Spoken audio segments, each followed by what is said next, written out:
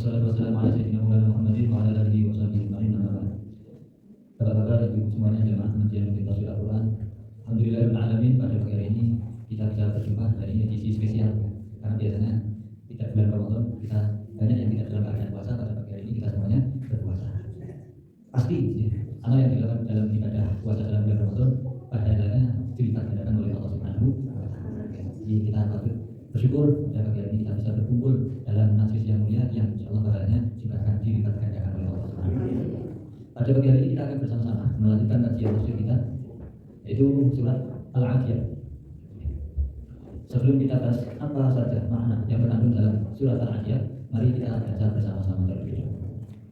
A'udzu billahi minasy syaithanir rajim. A'udzu billahi minasy syaithanir rajim.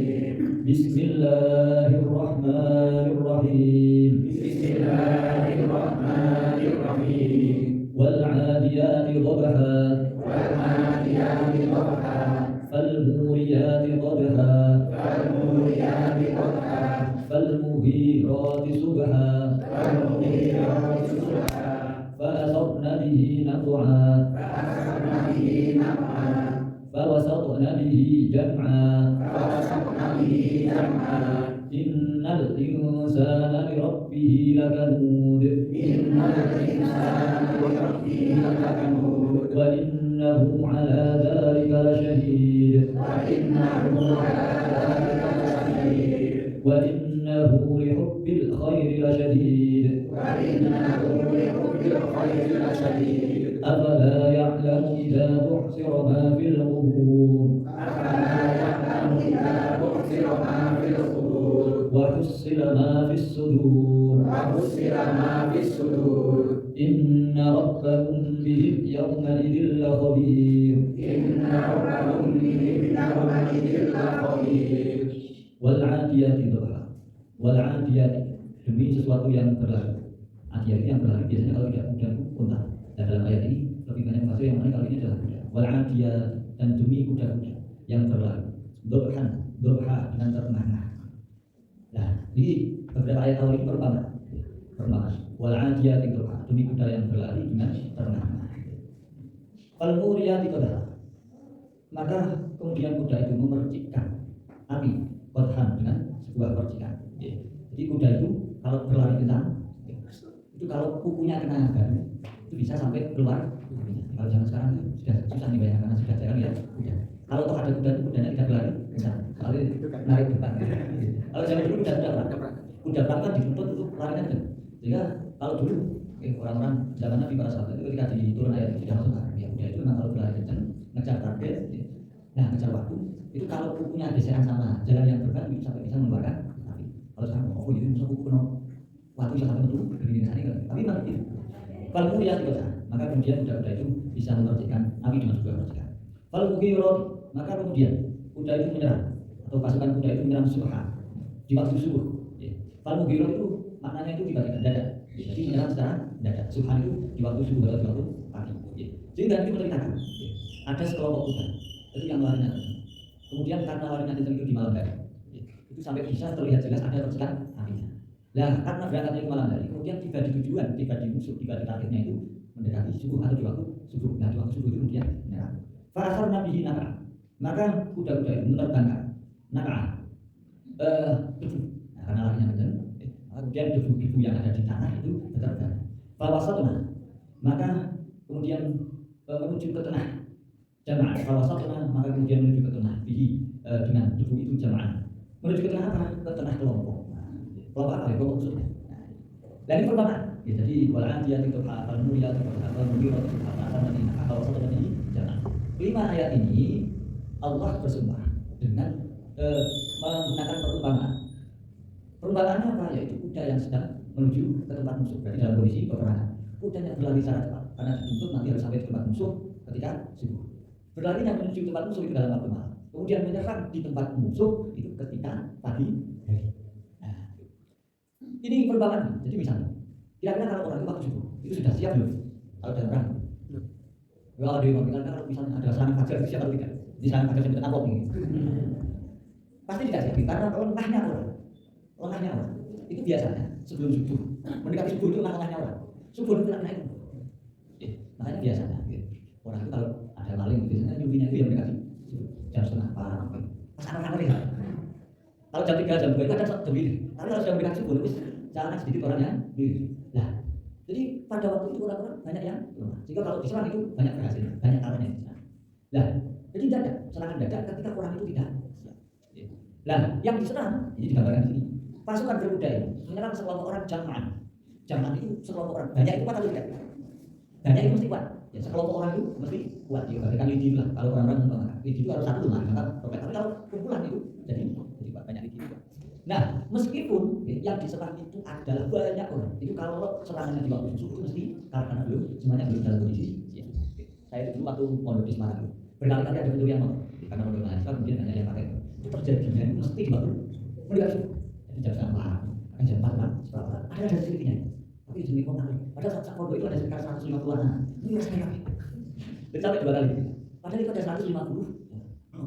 Nah, 5 ayat ini gambarkan.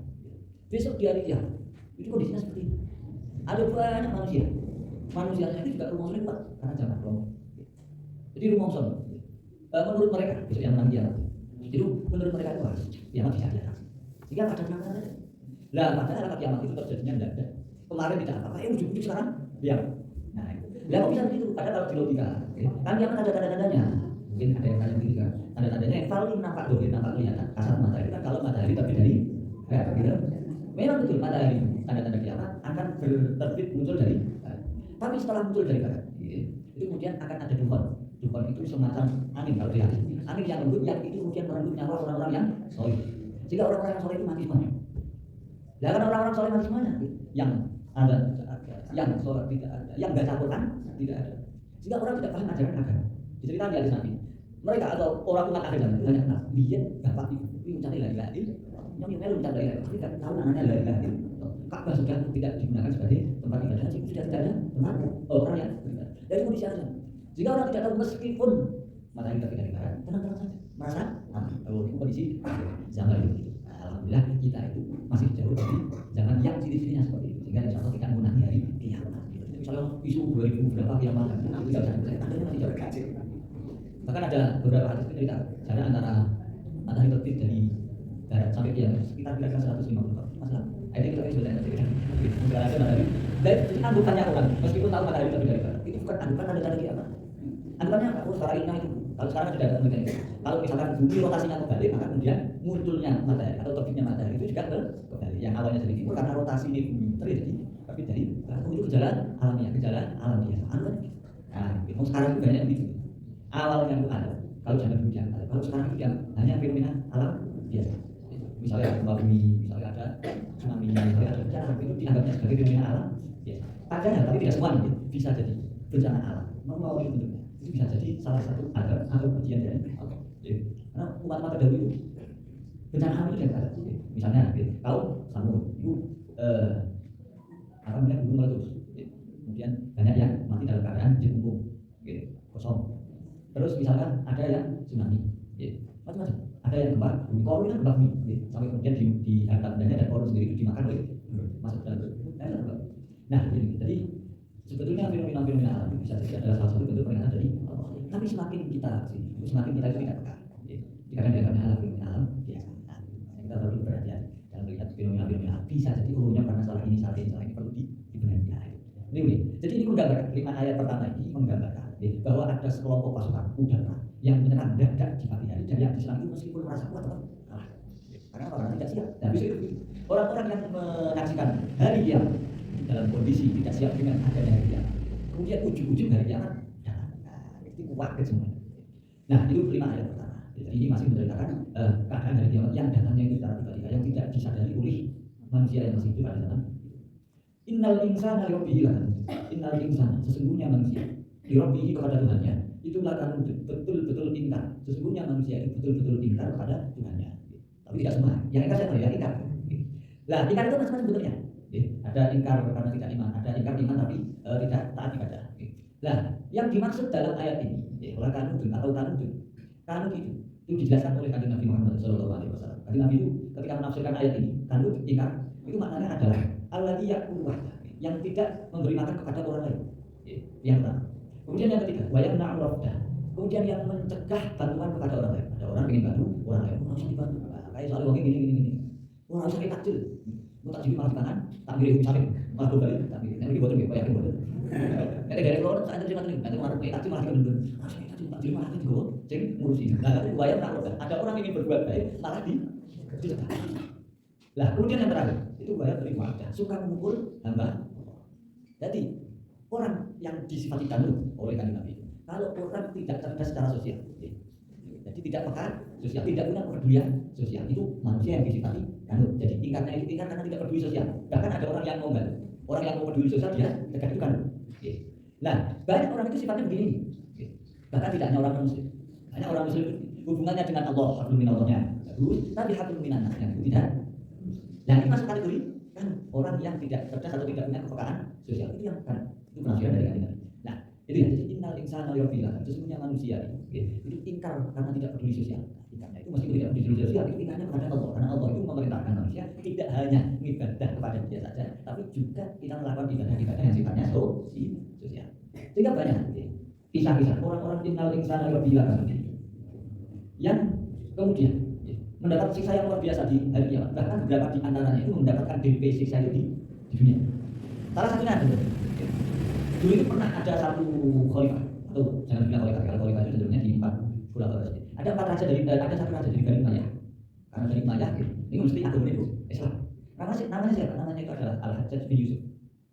Nah, Al-Hajjaj bin Yusuf itu meskipun jadi raja, memimpin kerajaan Islam waktu itu Bani Umayyah, tapi zalimnya luar biasa. Sampai yang terakhir, sebelum dia dapat adab dari Allah, itu dia membunuh salah satu pemimpinnya tabi'in. Siapa itu? Ibnu Jubair atau Sa'id bin Jubair. Sa'id bin Jubair itu dihukum mati oleh Al-Hajjaj. Nah, setelah 15 hari, ini dolimi orang lain. Al-Hajjaj itu hobinya membunuh dolimi orang lain, termasuk dolimi rakyat, bahkan dolimi kiai atau dolimi salah satu ulama bahkan pemimpin para tabi'in. 15 hari setelah Hajjaj ini mengeksekusi Sa'id bin Jubair, itu kemudian kena penyakit, yang kemudian penyakitnya sampai dibawa mati. Penyakitnya yang pertama, kalau melihat orang, itu menurut dia orang itu semuanya itu dalam belum ada jika biru. Jadi nek merokok, itu kayak orang dia tak zombie. Jadi biru. Jadi pertama itu takut kalau bertemu dengan orang semuanya. Bayangkan rojok biasanya ketemu orang makan, ketika ketemu orang makan biru. Jadi seperti ada teror. Terornya itu lewat penglihatannya itu yang diserupakan manusia itu kayak zombie gitu. Yang pertama. Sehingga apa? Mentalnya jadi tidak sehat. Harus berubah. Setelah mentalnya itu jadi tidak sehat, mulai tubuhnya mulai hilang. Apa itu? Perutnya itu terasa mendidih. Jadi nek umbi dan mah. Umbi tekan dulu rasanya panas. Bahkan gitu. Menurut orang-orang terdekatnya Allah, kalau misalkan dekat ke Allah itu sampai proses meskipun dalam musim ini saking panasnya itu proses sampai gitu. Nah, itu sampai kemudian Al-Hajjaj itu meninggal. Setelah meninggal banyak orang mimpi ketemu Al-Hajjaj. Itu nasibnya luar biasa, disiksa betul. Karena Al-Hajjaj itu meskipun Islam. Karena kok saya ada. Tapi karena banyak mendolimi orang. Nah, termasuk bahkan yang didolimi adalah pengikut pemimpinnya para tabi'in. Itu disiksa di kuburnya. Bahkan di dunia bisa minum rokok, rasanya panas lah. Itu Al-Hajjaj. Nah, kemudian ada satu kisah diceritakan dalam salah satu kitab judulnya Al-Kabair. Ini pernah ada orang itu begini. Ini salah satu contoh orang yang mendolimi orang lain. Ada orang itu biasanya beda, merampok, merampas milik orang lain, mendolimi orang lain. Lah pernah ada orang di kampungnya itu karena dekat laut. Itu ada yang mancing kan, betul? Nelayan. Lah waktu itu dia lagi mancing. Ketika mancing itu, dapat tombol itu dapat. Lah pas lewat ini perlu tombol itu tiba-tiba gede. Wah lumayan nih mangsa. Akhirnya apa? Direbut ikannya. Kaki orang-orang kuantum. Akhirnya direbut. Nah sampai di rumah. Iwan itu jadi dia. Lah bilang iwan itu mana? Lah baru mana pisang nih. Wah iwan bisa mati kok mana? Direbut kayak jempolin. Karena direbut akhirnya iwan terus mau ikut kecopot. Wah baru kecopot. Ternyata sampai ada luka. Waktu itu dari Rasul. Dari iwan dimasak, dimakan terus pak sore ini Rasul selesai sholat. Kabul. Senuk-senuk. Sahabat tidak punya. Waktu itu mau dokter tinggal. Ketika diperiksa ke dokter, dia iwan itu memang berarti. Terus aku nulis kado, roh ini bang. Cuma dia ini nak ingin ala Islam, cuma dia berdiri. Wah, aku dipotong. Gua dipotong maksudnya gua aku bisa aman dia dipotong sih buat penelan. Ternyata sampai malam itu masih kosong. Aku sesuai ke pemerintah. Wah, wis kado, wis nangkep tekan sandure, jempol wis tekan pergelangan. Aku pergelangan. Gua nonton ternyata sore ini tasnya kosong lagi. Sampai tadi dipotong sampai si putih. Si kok tasnya dipotong. Terus teknik kita sampai kemudian tabibnya itu masalah. Nek cara ndelok penyebaran racun itu sebetulnya dari awal itu belum sampai menyebar sampai jauh. Iku wis potong bene masuk ini. Terus takut. Sampai kronologi piye kok iso ngene. Cerita. Lah setelah diceritakan tabibnya itu kemudian menyarankan. Sampai karena mendolimi tamu disampai sini. Jangan jadi ngomong. Belum ngomong ketika sudah jadi ngomong terus orangnya baru naik. Bayangin sampai wis tekan. Kok nek bisa masih cerita ngendi naik. Akhirnya no. Karena nih soal dengan musik didolimi terus jalan. Terus akhirnya jalan mergo saking kali kondisi ini wong sing biasa malah. Terus akhirnya jalan diparingi wis kan aku delok kondisi sampeyan wis waras koyo wis tekan bon. Sampeyan tak sepur. Kan wis lega lagi. Tapi terus penasaran. Kulo niku penasaran. Sampai tak dulu tak rebut iwake. Apa dengan terus dengan kula. Yo iso ngomong karo tenan. Nyok awet isu macet ketok kuwi gede malah sampean jalan. Baru kuwi nyok iwak neh. Lah nyok bali gawe anak bojo terus piye malah sampean jalan iwak sing siji-siji tak. Itu. Lah sampean dungane apa? Aku jadi berdoa. Ya Allah wong niku kuat. Sakit marah kulo. Mungkin jenengan tunjukkan kekuatan panjenengan itu yang model dungane niku mboten. Ya Allah orang itu merasa dirinya kuat, lebih kuat daripada saya sehingga dia berani mengalahkan saya. Maka tunjukkanlah kekuatan pada dia dulu itu berarti. Wah, itu tenang. Sahabat waktu kamu kena penyakit mesti jadi betul. Dan itu yang dulu. Untuk olahan banyak manusia itu meskipun agonis. Ini tidak pakai sosial. Kalau kamu boleh rapian, bahkan orang harus menggulungi wong dia dilarang. Makanya ini awet dia atas.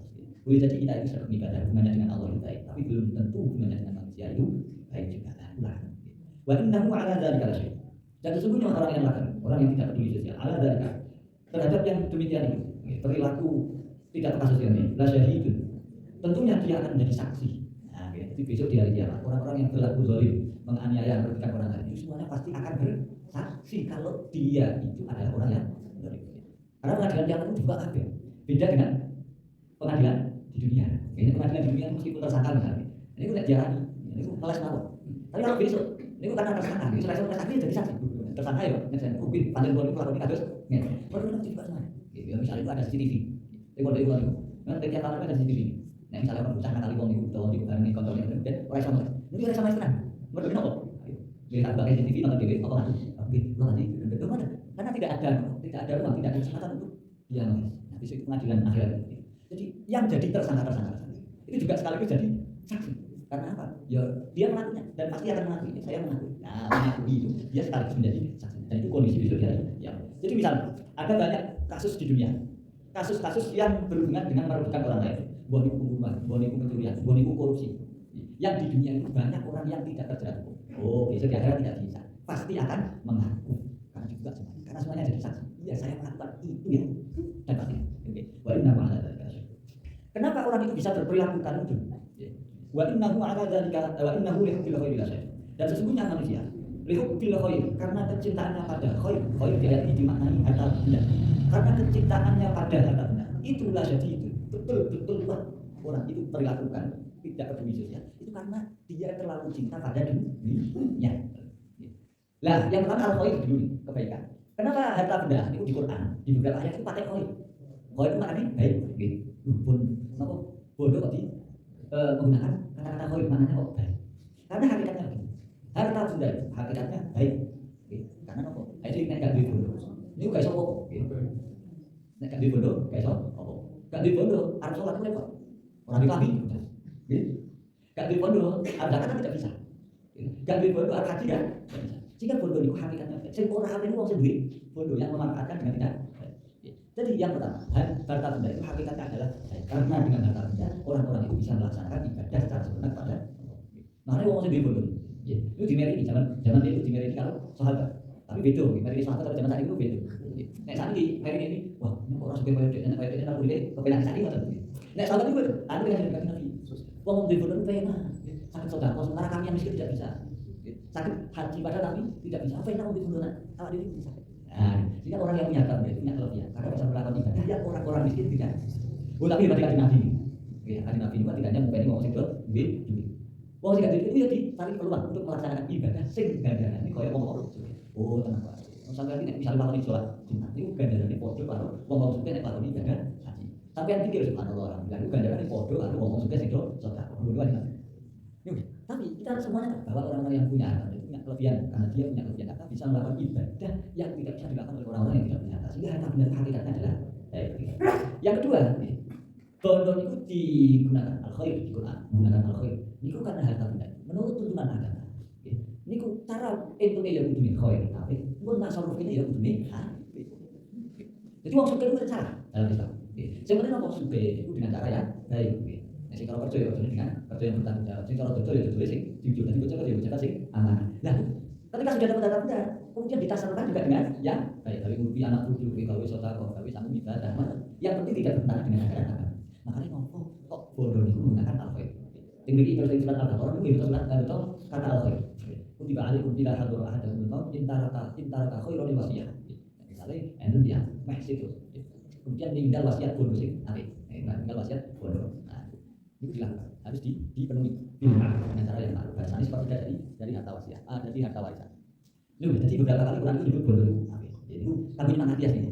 Jadi nyemangati wong Islam ben semangat golek bondo. Tapi golek bondo niku carane apik, masalah ini ya sing Islam kasih boten bondo yang umatnya untuk tidak elok. Buktinya banyak ajaran agama yang untuk umat Islam ini menjadi kaya. Ilmu Islam sekali yang ini bisa dilakukan oleh orang zakat kali haji. Ada juga yang untuk harus punya kekayaan. Sehingga umat Islam itu sebetulnya motivasi umatnya untuk dia dan dia memenuhi salah satu sebab untuk menjadi orang yang punya ini. Karena Indonesia memenuhi maka Indonesia itu kadang banyak orang yang belajar tasawuf tapi tidak didasari dengan ilmu syariat sing kuat. Sehingga namanya wah ekonomi mengarah ini. Boleh bondo itu hakikatnya bagus di Quran disebutkan beberapa kali khair sing elek wong sing rasa manake bondo. Lah, orang yang melakukan kembali lagi bisa berperilaku latar mendolimi orang lain itu karena dia itu kecintaannya terhadap dunia itu sangat kuat. Sehingga orang susah. Jadi soalnya wangi, jadi so ganti. Tapi orang yang bantu, yang senang karo piye. Nah, ini nang dia ganti. Ada orang yang kelaparan, butuh makan. Dia punya makanan yang banyak. Tapi mau yang senang makan ya rata kayak gitu. Jadi cinta. Cinta itu kan tidak rela kalau misalkan barang yang dimilikinya itu diberikan kepada orang lain. Itu cinta. Jadi beda antara cinta dan butuh itu. Kadang juga orang yang butuh ya tak orang iya ya. Ada begitu. Meskipun misalnya orang punya harta jutaan. Kelihatannya ada misalnya jutaan. Terus orang tombol sih susah. Butuh banget. Tapi misalkan orang lain bantu tombol. Karena butuh duit. Nah, misalnya jawabannya begitu. Bedanya butuh dengan cinta. Butuh itu kalau dia tidak punya itu dia mati. Itu butuh. Tapi kalau dia tidak punya itu, tidak mati, tidak memberikan manfaat ke tubuhnya, ke badannya orang laki mati. Ini pada dasarnya dia itu akhir kecuali menurut cinta. Jika orang gambar, orang cinta, batu uang game bisa mana? Ini butuh itu enggak? Apa kemudian harganya ada habis? Bisa berapa? Bisa juta. Tidak bisa sih, sangat bisa bagaimana? Berarti nih mulai sini bukan ada itu dia salah. Itu mulai sini berbeda dengan iman itu dari Rasul. Mana biasanya itu harus cinta. Misalnya dia duit bujuk, ini bujuk sih. Orang dia butuh bujuk, orang tahu duit misalnya ada bujuk. Misalnya di jalan asal dulu, itu bujuk sih. Ya tak kayak maunya butuh kalau duit lari. Lalu betul karena orang di situ orang yang tinggal bujuk kan, tapi betul. Tapi misalnya orang dia bujuk apa? Orang motornya orang dia bujuk. Padahal gue saya ketahui nggak sudah. Kok saya gimana orang dulu kayak bujuk ini? Lu berarti dia tahu bujuknya. Lu berarti kata Arif. Makanya zaman ini, zaman sahabat Ansor. Ketika mau muhajirin pindah ke Madinah. Karena tak mau muhajirin Mekah itu pindah ke Madinah, kalau bujuknya itu kafir. Akhirnya betul itu pindah ke Madinah. Juga banyak duduk, banyak duduk. Lalu kalau orang Ansor bergoteng Arab zaman itu, ini dari kata sih duduk juga. Lu sampai tidak kafir. Yang orang duduk Mekah. Jadi berarti mau Madinah, orang Ansor. Berarti kalau terus dikasih paling elek itu boleh. Sampai milih sini antara duduk. Lalu tidak yang hubud dunia kali ini. Nek hubud dunia meskipun tidak duit akeh. Sing kira-kira nek dengan kalau sithik orang akan muncul. Di gambaran di papan atau di sini saya apa kan? Di bodol cakutan. Ana tulis saya dulu. Nah, kita sekarang hubud dunia. Maka hubud dunia itu nanti kalian. Jadi Rasul Khotiah, hubud dunia jadi Rasul Khotiah. Hubud dunia cinta dunia itu jadi sumbernya kesalahan-kesalahan manusia. Bayangin misalnya komentar Rasul hubud dunia atau cinta dunia. Ini salah satu ciri cinta dunia. Yang pertama, itu menghalalkan segala keras itu nyok itu deh, nyok itu pun, itu butuhnya, misalnya cinta, itu nyok itu. Jadi boleh lewat nakal, boleh lewat nafusi, boleh lewat korupsi, sebetulnya itu butuhnya. Yang kedua, nek wis itu, niku ora dimuncul ke, mergo sakit cinta. Nah, itu butuhnya. Nah, juga ciri niki tidak hanya dimiliki oleh orang yang non muslim saja. Wong Islam itu meskipun lakoni sholat, meskipun lakoni puasa. Kamarnya karena dia nggak sholat, karena dia nggak puasa. Tapi mesti juga nek kon gak wong dia dulu, wah gue dia udah sehingga dikenal medit dikenal akhir sak kamu. Ini kenapa? Mergo wa innahu lihubbil khairi. Itu luar biasa. Wong bakhil nek besok tengah akhirat. Ini surat anak yang surat Ali Imran cerita. Saya tahu aku ada bakhil di yaumil qiyamah. Bodoh-bodoh sing diwe sing diduli sing dunia. Sesuk digawe kalau. Wah, ya ngono suke bodoh triliunan. Terus bodoh triliunan dikalo iso bakal ngono. Lan bahkan ada sebuah kisah. Jangan ini mau medit banget. Wong suka. Lah biasanya dagang. Terus kalau gini orang dagang. Akhirnya Pak Boni itu penasaran. Wah, Pak, saya orang dagang terus gini ini biasanya seru. Dagang ekon moyak dinas mana kok terus gini itu orang. Wah, akhirnya tengok main. Ketika tengok main, itu diduduk-duduk itu dibuka nih. Makanya aku khawatir. Oke, mati aku nangani dewe aku iki. Akhirnya tengok jendela cedak kamar. Lah ketika cedak kamar terus krungu suarane kan bisa ngobrol karo bondone. Nek sampeyan bondone kan dinar. Aduh dinar ini nang suara ketemu wis meh sekarang meh mati. Tapi sampeyan bisa selama kita koyo-koyo tenan. Ya ngurangi kok nek misale sampeyan terus engko dipek wong liya. Mergo aku meh mati sampeyan iki tak go. Waktu itu yang sebelahnya macam minyak. Nah, begini kalau pakai minyak. Terus bagi di tangan kalau untuk minyak, lu langsung buat motor di tangan. Nah, terus sing ngomong kita boleh, nonton begini betul.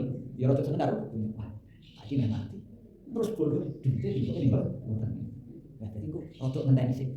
Sak umur terus nyongket mereka nek. Wah, 3 hari setelah terus ngambil diintip di situ. Kemudian nanti dari sekarang suara nih mati. Wah, aku mau ngomong ketemu wae. Lagi mati ya. Wah, itu diurus karena sudah 3 hari. Ya, terus berhari-hari buat makan. Awak ini terus susuk. Wis gitu. Lah pas diangkat. Tombol-tombol itu udah sambat. Udah grundul. Wong iki susuk. Kok yo abote koyo ngene lho. Mergone ngertine wong iki. Wah, iki ora sunat. Mergo akeh dosane iki makane. Antuk sing jenenge wah mergo wong medhit makane terus dadi abot macam-macam. Wah, iki kok dimakan. Lah sing kertas nek duwite bodoh itu dilek dipanah. Karo mati. Karo wong sing bahil iki. Ini wah terus kita, aku batal lebih lebih makan, tak duduk. Nah, siko. Mereka sih ngerti nyampe. Tenang. 3 hari, ngomong wis ora patek dong sih selalu baca itu. Terus makan uji. Wetengi uji. Belek. Buka. Terus ki ajeng mendhet. Niku tuanan koyo dia bengger. Jadi pas mek dinar itu. Piambake itu. Bahkan ketika keselamat geni panas itu ora koyo.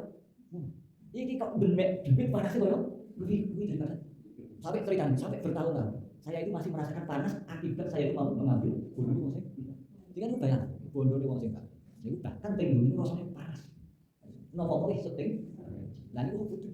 Jadi siksa nih wong butuhnya. Meskipun misalnya kita mau wong Islam misalnya, wong Islam itu kata-kata ada perlu suatu. Karena ada kunci suatu lain. Tapi kalau dia bilang meskipun dia perlu suatu itu siksa saya manusia. Ini juga bahasa itu kalau sing triliunan itu siksa di dalam perutnya. Nah bukan karena kebahagiaan. Innahu bil khairi lasyadid. Afala ya'lam idza bu'thira nafiq. Afala ya'lam, apakah manusia itu tidak mengetahui? Idza bu'thira, ketika dia dibongkar, apabila dibongkar, apa fil kubur yang ada di dalam kuburnya. Apakah manusia itu tidak mengetahui?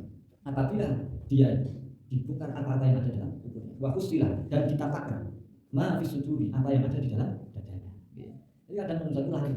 Yakin nek kiamat itu ada, tapi lari. Nek misalnya kiamat itu besok semua amal itu akan diperlihatkan, termasuk amal-amal kalian yang tidak peduli sosial, yang bakhilnya macam-macam, semuanya akan diperlihatkan. Kalau manusia itu ingat ini, mesti ismail asalnya iman dikira iman pemerintah awal, so kita ya, jadi kemarin saat ini misalnya semua orang itu punya CCTV, dipantau terus 24 jam oleh pemerintah kilo-kilo ini soal pelanggaran yang terjadi. Mereka apa? Istikonahan, itu kemarin misalnya kayak misalnya orang polisi, itu butuh juga ya, wanita ada polisi yang mengawasi. Ini sadar orang polisi. Kita kok enggak gawe wanita, saya tidak berani. Mungkin apa mesti di generasi itu balik juga terus kayak. Lah jadi kalau orang yakin hari kiamat, maka seharusnya dia itu juga tahu bahwa besok semua amalnya akan dibuka. Mergo iso dibuka kan, yang amal sing apik. Sehingga nek dibuka sing apik sing menentukan. Afala yang alam tidak mungkin masuk kubur, wa usila ma disebut inna rabbahum bi yaumil qiyamah. Inna rabbahum sesungguhnya Tuhan mereka bihim terhadap kelakuan mereka yaumil qiyamah pada hari kiamat telah khabir, betul-betul maha mengetahui. Jadi ayat ini, surat ini, yang pertama itu menceritakan besok terjadinya kiamat. Kemudian rangkaian ayat yang kedua itu menceritakan banyak sekali orang itu yang tidak peduli sosial, sehingga karena ketidakpedulian sosial, besok di hari kiamat itu jadi orang yang rugi. Meskipun orang itu iman kepada Allah, tapi mereka tidak peduli sosial, wong pelit, wong tidak peka, besok di akhirat juga. Makanya ada sebuah hadis dari kami. Panjenengan itu wah rugi tenan. Terus akhirnya para sahabat kan nanti jenengan kok ngendikan rugi tenan. Iya mergo akeh wong kuwi ibadah salat, wong iku ibadah puasa, wong iku ibadah haji. Tapi sesuk nek akhirat nek kabeh ganjaran. Lah kok sakit nek kabeh ganjaran. Wong iki meskipun ibadah puasa, tapi senengane zalimi menungso, iya. Senengane grunduli menungso, iya. Sehingga besok di akhirat akan dipertemukan dengan yang dia zalimi. Misalnya ibu ibadah grunduli sih, sesuk itu ditolak ya. Lah ditolak kan tadi. Ah, Mbak, sampai dia pernah tak grunduli aja kan, mergo sama begini. Sampai jadi sepuro ya, ambil sepuro sampai. Ya tak sepuro sampai masyarakat ya. Sesuk kan soalnya boleh sampai sing akeh. Caranya apa? Yo ganjaran sampean sama tekenya. Wah, ganjaran itu paling. Tak tulis tuh garis didolimi. Ya ora salah tuh ganjaran itu tak dijaluk ibu kae. Ya nek ngono dosane nyong sampean kae. Ya akhire dosane bayangkan. Eling wong Islam, duwe ganjaran salat, duwe ganjaran poso, duwe ganjaran. Tapi karena dolimi wong liya, ganjaran itu tak mergo dikeke sing didolimi. Bahkan malah entuk ketambahan dosane wong liya dikeke. Rugi nopo? Rugi dan itu rugi yang betul-betul. Mergo napa? Lunas ini dengan siksa. Bila saat ini ya misalnya, ayo duit kok duit utang, ketambahan utang semua gini, wong. Ini lunas ini sangat kalau nih, tapi pakai, insya Allah. Tapi saya sudah nggak bisa, tapi kalau saya sudah akhirnya tidak ada solusi untuk melunasi dosa-dosa yang sudah kita kecuali maghfirah ya Allah, ampun Allah, lan siksa neraka aku bersih itu sore awal. Ini mau rugi dengan itu. Nah, kita ada ayat ini surat ini mengingatkan kita itu jangan hanya bagus dalam kita kepada Allah, juga harus dalam dengan aku. Dan besok di akhirat hari kiamat kita itu tidak termasuk orang-orang yang rugi betul-betul. Maka itu Allah Assalamualaikum warahmatullahi wabarakatuh.